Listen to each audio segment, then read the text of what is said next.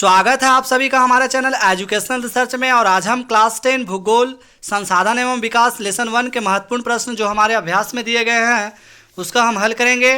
तो साथ ही जो भी बच्चे हमारे चैनल पर नए हैं लाइक सब्सक्राइब शेयर करते जाइएगा ताकि सभी बच्चों तक हमारा वीडियो पहुँच सके। तो सबसे पहले हम महत्वपूर्ण प्रश्नों को हल कर लेते हैं, जिसमें से क्वेश्चन नंबर 1 है लॉ एस किस प्रकार का संसाधन है। तो लॉ एस जो है हमारा अनवीकरणीय योग्य संसाधन है, इसीलिए ऑप्शन नंबर घ जो हमारा है सही आंसर हो जाएगा। क्वेश्चन नंबर 2 कह रहा है ज्वारीय ऊर्जा निम्नलिखित में से किस प्रकार का संसाधन है। तो ज्वारीय ऊर्जा जो है पुनः पूर्ति योग्य संसाधन है, यानी ऑप्शन नंबर का में दिया गया है, तो हमारा सही आंसर ऑप्शन नंबर यानी कि पुनः पूर्ति योग हो जाएगा। साथ ही आप लोगों को बता देते कि पुनः पूर्ति योग वैसे संसाधन होते हैं जिनका हम दोबारा आने की उपयोग कर सकते हैं। क्वेश्चन नंबर 3 कह रहा है पंजाब में भूमि निम्नीकरण का निम्नलिखित में से मुख्य कारण क्या है। तो पंजाब में भूमि निम्नीकरण का मुख्य कारण क्या, वहाँ पे अधिक सिंचाई, यानी ऑप्शन नंबर खा जो इसका सही आंसर होगा। क्वेश्चन नंबर 4 कह रहा है निम्नलिखित में से किस प्रांत में सीढ़ीदार यानी कि सोपानी खेती की जाती है।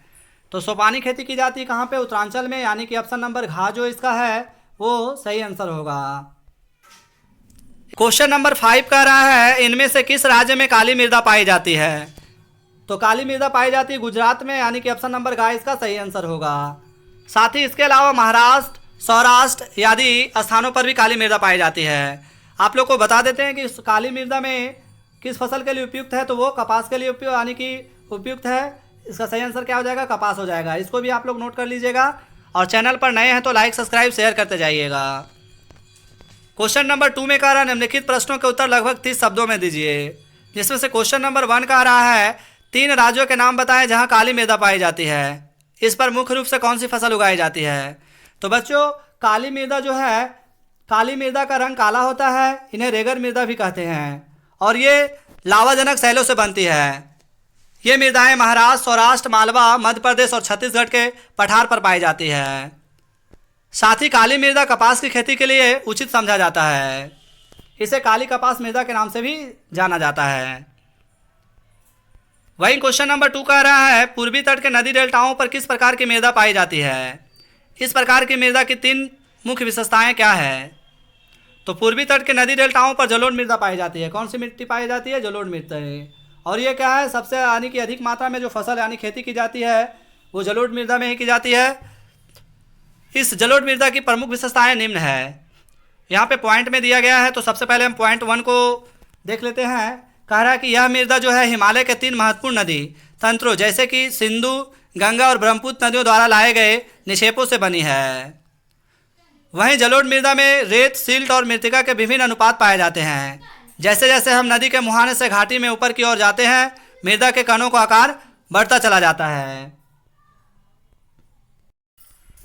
पॉइंट नंबर 3 में कह रहा है जलोढ़ मृदा बहुत उपजाऊ होती है, यानी कि ये जो मिट्टी है वो फसल के लिए काफ़ी उपजाऊ होती है।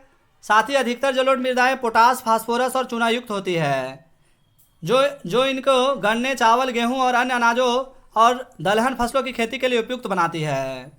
अधिक उपजाऊपन के कारण जलोढ़ मृदा वाले क्षेत्रों में गहन कृषि की जाती है। किस प्रकार की कृषि की जाती है, गहन कृषि। क्वेश्चन नंबर 3 कह रहा है पहाड़ी क्षेत्रों में मृदा अपरदन के रोकथाम के लिए क्या कदम उठाने चाहिए। तो मृदा के कटाव और उसके बहाव की प्रक्रिया को मृदा अपरदन कहते हैं, यानी कि मिट्टी की कटाव और मिट्टी की बहाव की दर को क्या कहते हैं, मृदा अपरदन कहते हैं। और ये विभिन्न मानवीय तथा प्राकृतिक कारणों से मृदा अपरदन होता रहता है। पहाड़ी क्षेत्रों में मृदा अपरदन की रोकथाम के लिए निम्न तरीके अपनाए जाने चाहिए, जिसमें से पॉइंट नंबर 1 कह रहा है कि पर्वतीय ढालों पर समोच्च रेखाओं के समानांतर हल चलाने से ढाल के साथ जल बहाव की गति घटती है, इसे समोच्च जुताई कहा जाता है। तो ये एक विधि है जिससे क्या होता है, मृदा अपरदन को रोका जाता है। वहीं दूसरा विधि है पर्वतीय ढालों पर सीढ़ीदार खेत बनाकर और नालिका अपरदन को रोका जा सकता है। पश्चिमी और मध्य हिमालय में सोपान अथवा सीढ़ीदार कृषि काफ़ी विकसित है। तो दूसरा तरीका ये हो गया। जबकि तीसरा तरीका क्या है कि पर्वतीय क्षेत्रों में पट्टी कृषि के द्वारा मृदा अपरदन को रोका जाता है। इसमें बड़े खेतों को पट्टियों में बांटा जाता है, फसलों के बीच में घास की पट्टियाँ उगाई जाती है। ये पौनों द्वारा जनित बल को कमज़ोर करती है, जिससे क्या होता है, हमारा मिट्टी के जो अपरदन की दर होती है वो कम जाती है। नेक्स्ट पॉइंट में है कि पर्वतीय ढालों पर बांध बनाकर जल प्रवाह को समुचित ढंग से के काम में लाया जा सकता है। मृदा रोधक बांध और नालिकाओं के फैलाव को रोकते हैं, जिससे क्या होता है, हमारा यानी कि मृदा अपरदन का जो दर है वो कम जाता है। साथ ही पहाड़ी और ढलानी क्षेत्रों में अधिक से अधिक मात्रा में पेड़ पौधे लगाना चाहिए। इससे क्या होता है, हमारा अपरदन की दर घट जाती है। तो विभिन्न तरीके हैं जिससे हम मृदा अपरदन को बचा सकते हैं। नेक्स्ट क्वेश्चन नंबर 4 कह रहा है जैव और अजैव संसाधन क्या होते हैं, कुछ उदाहरण दे। तो जैव संसाधन वैसे संसाधन होते हैं जिनकी प्राप्ति जीवमंडल से होती है और जिसमें जीवन व्याप्त होता है, वो क्या कहलाते हैं, जैव संसाधन कहलाते हैं। जैसे मनुष्य, वनस्पति जगत, प्राणी जगत, पशुधन तथा मत्स्य जीवन आदि। जबकि अजैव संसाधन वे सारे संसाधन जो निर्जीव वस्तुओं से बने होते हैं, अजैव संसाधन कहलाते हैं। जैसे चट्टानें हो गया, धातुएं हो गई, जिसमें जान नहीं होती है, डायरेक्टली हम उसको क्या कह सकते हैं, अजैव संसाधन। और जिसमें जान होती है उसे हम क्या कहते हैं, जैव संसाधन। अब हम क्वेश्चन नंबर 3 में यहाँ पे कह रहा है निम्न प्रश्नों के लगभग 120 शब्दों में देना है, जिसमें से क्वेश्चन नंबर 1 कह रहा है भारत में भूमि उपयोग प्रारूप का वर्णन करें। वर्ष 1960-61 से वन के अंतर्गत क्षेत्र में महत्वपूर्ण वृद्धि नहीं हुई, इसका क्या कारण है। तो बच्चों, भारत में भूमि का उपयोग अलग अलग प्रकार के कार्यों में किया जाता है। कुल भूमि में 93% भोग के ही उपयोग के आंकड़े उपलब्ध हैं। कुल प्राप्त भूमि में 46.6% जो भूमि है वो शुद्ध बोए गए क्षेत्र के अंतर्गत आती है, जिसमें से जबकि 22.5% भूमि पर वन है। कितना, 22.5% पर हमारा वन है। वहीं 13.8% जो भूमि है हमारा बंजर है और कृषि आयोग भूमि है, यानी कि इस पर खेती नहीं किया जाता है। जबकि 7.7% भूमि जो हमारा प्रति भूमि है, यानी कि ये खुला रहता है, इस पर ना तो फसल उगाई जाती है, ना तो यानी कि किसी प्रकार का यानी कि बीजों को बोया जाता है। वहीं 4.8% जो भूमि है हमारा चारागाह और बगान के लिए है। किसके लिए, चारागाह और बगान के लिए, यानी पशुओं को चराने का स्थान। जबकि 4.6% बंजर भूमि है।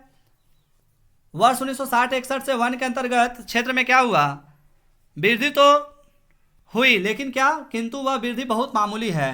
राष्ट्रीय वन नीति कब आया हमारा, 1952 में आया। और इसके अनुसार क्या हुआ कि 33% भूमि पर वन होने चाहिए, किंतु हमारे भारत में क्या है, बढ़ती जनसंख्या, अधिक औद्योगिकरण आदि के कारण निरंतर वनों के कटाव से क्या हो रहा है, वन भूमि में अधिक वृद्धि नहीं हो पाई है। और वनों की वृद्धि नहीं होने पाने से क्या हुआ, लगातार भू उपयोग के कारण भू संसाधनों का निम्नीकरण हो रहा है। अधिक वन पर्यावरण को क्या करते हैं, हमारे संतुलित आने की पर्यावरण को संतुलित करते हैं, साथ ही मृदा अपरदन को रोकते हैं तथा भूमि को निम्नीकरण से बचाते हैं। इसलिए अधिक से अधिक वृक्ष लगाकर वनों के प्रतिशत को बढ़ाना जरूरी है। इससे क्या होगा, हमारा इन्वायरमेंट यानी पर्यावरण भी शुद्ध रहेगा और पर्यावरण में रहने वाले जीव जंतु पर भी इसका अनुकूल प्रभाव यानी कि अनुकूल प्रभाव पड़ेगा। तो इस तरह से जितने भी यानी कि अभ्यास के प्रश्न थे सभी हमने हल किए हैं। तो हमारे प्यारे बच्चों, आप लोग को अगर हमारा वीडियो अच्छा लगा तो लाइक, सब्सक्राइब, शेयर करिएगा ताकि सभी बच्चों तक हमारा वीडियो पहुंच सके। धन्यवाद।